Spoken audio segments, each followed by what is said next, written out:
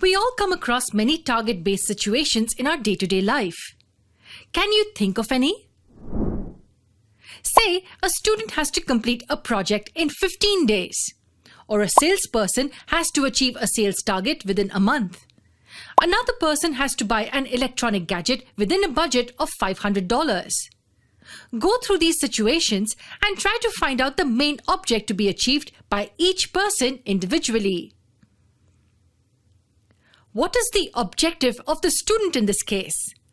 Yes, she wants to achieve the maximum score in this project. Can you tell me the objective of a salesperson in this case? Yes, he would aim to achieve maximum possible sales in a month. What do you think would be the objective of the person buying a gadget? She would try to minimize the cost as much as possible. She'd buy a gadget that falls within her budget. We can see that in each of the cases above, the objective of the situation was to maximize the benefits or minimize the cost. Such types of problems are called as optimization problems in mathematics. Does an optimization problem may involve finding maximum profit, minimum cost, or maybe minimum use of resources? There can be many more examples from our day-to-day life which need to be solved using the optimization technique.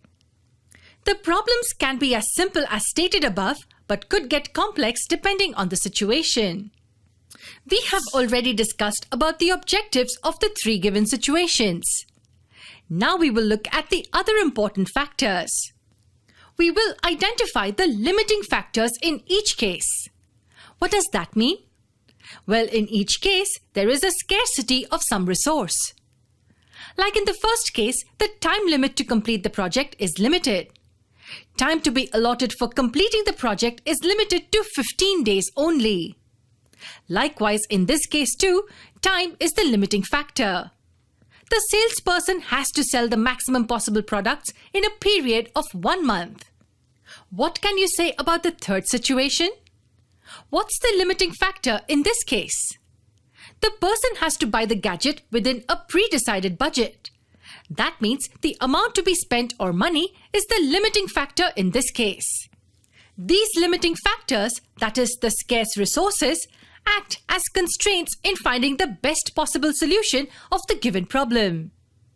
In simple words, the aim of the optimization problem is to find the optimum solution subject to constraints of the given problem. This means we need to find the best possible outcome by allocating the scarce resources. But how are these optimization problems solved in mathematics? There are different problem-solving techniques to solve such problems. They come from a very important area of mathematics called as optimization techniques. Yes, there are many different categories of the optimization techniques. Some of them can be seen here. One such technique that we will discuss in our upcoming lessons is linear programming. What is linear programming? How is it used to solve the optimization problems? Let's find the answers to these questions in our next lesson.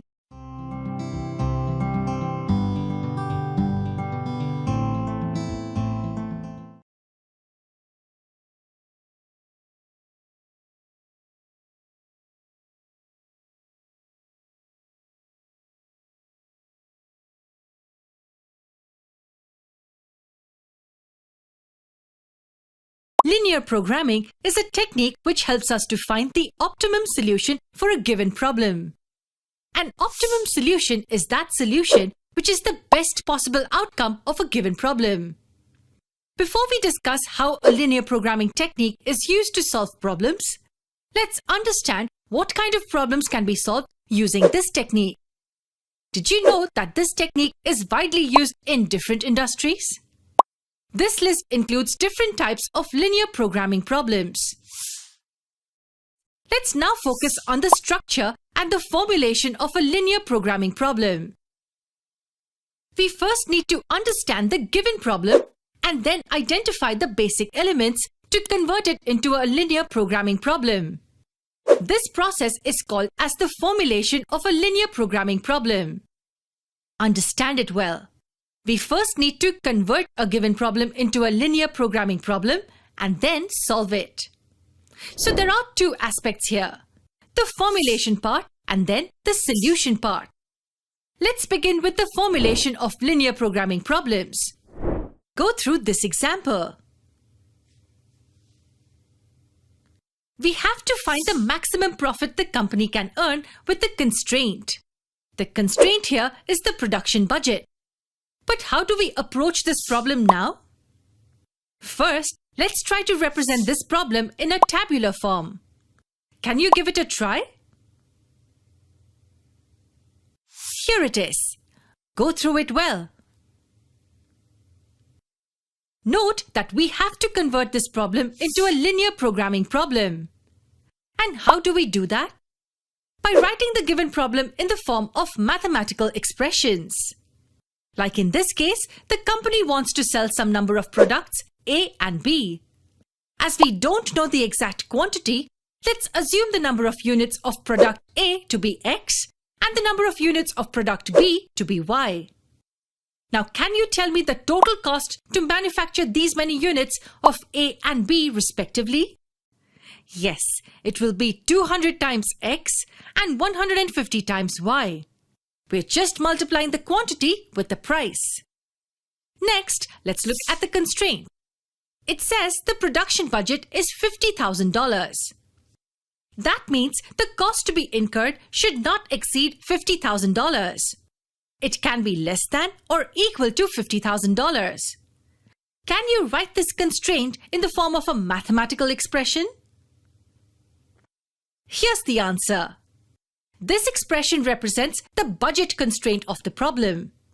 The total cost should not be more than $50,000. Now let's express the total demand of the two products in a similar manner. Give it a try. The combined monthly demand of the two products will not exceed 500 units. Therefore, we use the less than or equal to sign to write this expression. And which constraint does this expression represent? Yes, it represents the demand constraint of the given problem.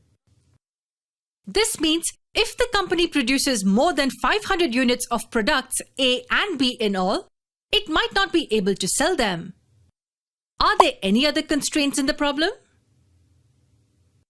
Not really. So let's look at the profit element of the two products. Can you tell me the objective of the company in this case? The company would like to sell its products A and B in such a mix that it yields maximum profit in a month.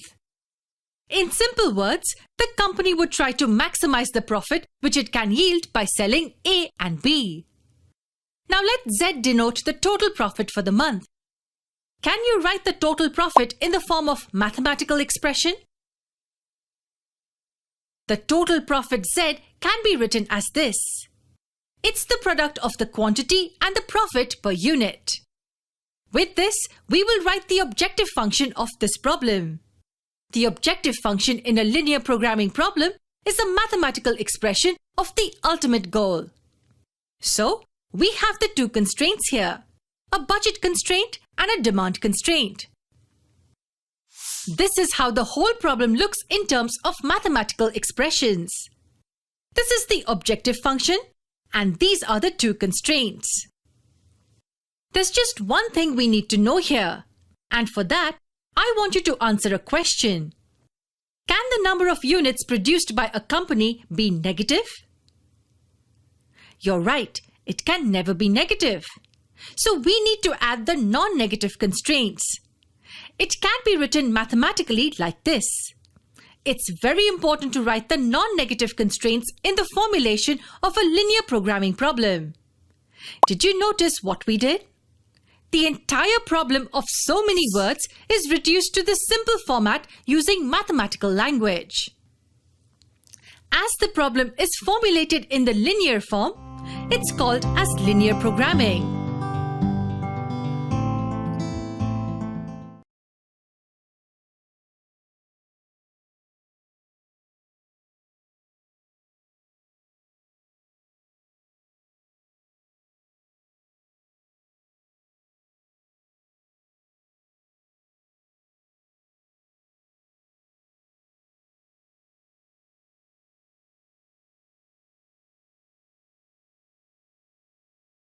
So far, we've discussed the meaning, applications, and the formulation of linear programming problems. We will now discuss how a linear programming problem is solved. Before we begin, can you tell me what an optimal solution is? The maximum or the minimum value of an objective function for the given problem is the optimal solution. But the question is, how do we solve a linear programming problem? Well, there are different ways to solve these problems. The problems having two variables can be solved graphically. Like in this example, there were only two decision variables, x and y. While in this example, we had three decision variables, and hence we can't solve it graphically. In such cases, the problems are solved using the simplex method. For now, we will be discussing the problems based on the graphical solutions. To solve a linear inequality with two variables on a graph, we will use a coordinate plane. We know that there are 4 quadrants in a coordinate plane. As the decision variables in a linear programming problem should satisfy the non-negativity constraint, the values of x and y should not be less than 0. It means they will lie in the first quadrant only. Therefore, to solve these problems on a graph, we need to use only this quadrant. For better understanding, let's solve this linear programming problem graphically. In this problem, we need to find the maximum profit, which is denoted by the objective function z is equal to 50x plus 18y. So let us find the values of x and y which satisfy this linear inequalities. As the solution needs to be found using a graph, let's represent these inequalities on a coordinate plane. How do we graph inequalities? We will first write the corresponding equations for these inequalities. Can you write them here? That's right. These are the corresponding equations. Next, we need to graph the lines of these equations. And we can do that by finding the coordinates of x and y intercepts. Let me help you with the x and y intercepts of the first equation. For the x-intercept, we substitute y equal to 0. We get the value of x as 50. So the coordinates of the x-intercept are 50, 0. And to find the coordinates of the y-intercept, we substitute x as 0. That gives us the value of y as 100. The coordinates of the y-intercept are 0, 100. Similarly, we get the x and the y-intercepts of the second equation. With these points, let's draw the two lines representing these two equations on a graph. Let's mark the 4 points first. With this, the first line can be drawn like this. It represents the equation 2x plus y is equal to 100. Likewise, let's draw the second line representing this equation. Give it a try. Here's the line representing the equation x plus y is equal to 80. So how will this graphical presentation help us find the optimal solution? We will first mark the feasible region of this graph. Do you know what a feasible region is? It's the common region determined by all constraints of a linear programming problem. Each point of a feasible region satisfies the linear inequalities of the problem. So, let's mark the feasible region for this problem. If we consider only these two linear constraints, all the points of this quadrant will satisfy the given inequalities. And hence this entire quadrant can be the feasible region. However, if we consider these two constraints as well, the feasible region will get restricted to the region O, A, B, and C. As you can see, the two lines intersect at point B 20, 60. The region within these 4 corner points is the feasible region of this problem, as each and every point of this region will satisfy the linear constraints of the problem. For instance, let's take the point 30, 40. If we substitute these values for x and y respectively in the linear inequality x plus y is less than equal to 80, we will see that the point satisfies the linear inequality. In this way, every point within and on the boundary of the feasible region can be the feasible solution for the given problem. It means the points on and within the region satisfy the linear constraints. Then how will we find the optimal solution? Since there are many possible solutions for this problem, we will use the corner point method to find the maximum profit. Now, what's a corner point method?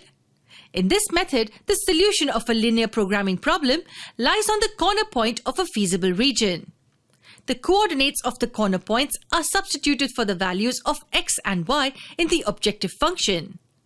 In this example, points O, A, B and C are the corner points of the feasible region.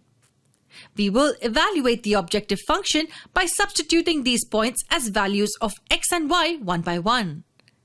First, let's find the value of z at point O. The coordinates of point O are 0, 0. 50 times 0 plus 18 times 0 gives us 0. Likewise, can you fill in these values of z? For the second point, we get the value of z as 1440, 2080 for the third, and 2500 for the fourth point. So we have all the four values of z at the corner points of the feasible region. Since our objective is to maximize z, the optimal solution lies at point C 50, 0 because the value of z is maximum at point C. This is how we solve a linear programming problem graphically. Let me ask you a question here. Is the feasible region of this problem bounded or is it unbounded? To answer this question, we first need to discuss the meaning of the terms bounded region and unbounded region. And why did we choose only the corner points? And how did we find the feasible region? We will continue the discussion in our next lesson.